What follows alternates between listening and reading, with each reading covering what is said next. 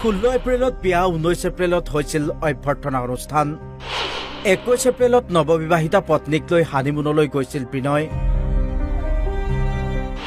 হানিমুনৰ পৰা ঘূৰি আহি 1 মে'ত ঘৰতেই জন্মদিন পালনৰ কথা আছিল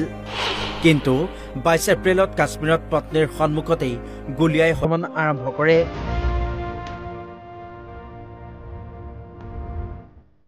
সন্ত্ৰাসবাদীৰ গুলীত পত্নীৰ সন্মুখতেই প্ৰাণ যায় স্বামী বিনয়ৰ পাকিস্তান সমৰ্থিত সন্ত্ৰাসবাদীৰ নৃশংস আক্ৰমণত বৈচাৰণ উপত্যকালৈ যোৱা মুঠ 28 গৰাকী পৰ্যটক নিহত হয় দেশ কঁপাই যোৱা এই আক্ৰমণৰ পিছতেই সন্ত্ৰাসবাদীৰ বিৰুদ্ধে জঁপিয়াই পৰিছে ভাৰতীয় সেনা সমগ্ৰ পহলগামত সেনা অৰ্ধসামৰিক বাহিনীয়ে অব্যাহত ৰাখিছে ব্যাপক অভিযান বৈচাৰণ উপত্যকাৰ সন্ত্ৰাসবাদীৰ এই নৃশংস আক্ৰমণত দেশজুৰি এতিয়া বিৰাজ কৰিছে শোকৰ ছাঁ news desk report Assam live 24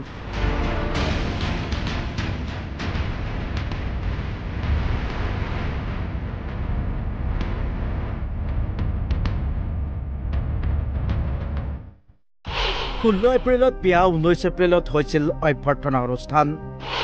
21 এপ্ৰিলত নৱবিবাহিতা পত্নীক লৈ হানিমুনলৈ গৈছিল বিনয় হানিমুনৰ পৰা ঘূৰি আহি 1 মে'ত ঘৰতেই জন্মদিন পালনৰ কথা আছিল কিন্তু 22 এপ্ৰিলত কাশ্মীৰত পত্নীৰ সন্মুখতেই গুলিয়াই হত্যা আক্ৰমণ আৰম্ভ কৰে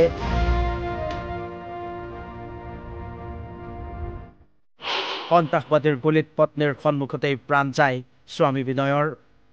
পাকিস্তান সমৰ্থিত সন্ত্ৰাসবাদীৰ নৃশংস আক্ৰমণত বৈচাৰণ উপত্যকালৈ যোৱা মুঠ 28 গৰাকী পৰ্যটক নিহত হয়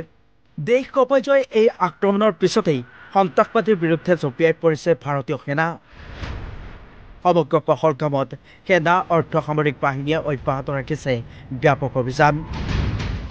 বৈচাৰণ উপত্যকাৰ সন্ত্ৰাসবাদীৰ এই নৃশংস আক্ৰমণত দেশজুৰি এতিয়া বিৰাজ কৰিছে শোকৰ ছাঁ news desk report Assam live 24